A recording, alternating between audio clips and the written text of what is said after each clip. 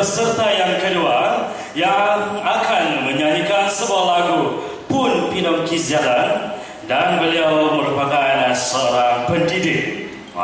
Selamat Hari Guru, masih belum lewat untuk kita ucapkan selamat Hari Guru, ya. Dan beliau akan menyanyikan lagu ini dengan penuh perasaan dan merupakan salah seorang peserta yang cukup hebat untuk menyertai pertandingan kita pada pagi ini.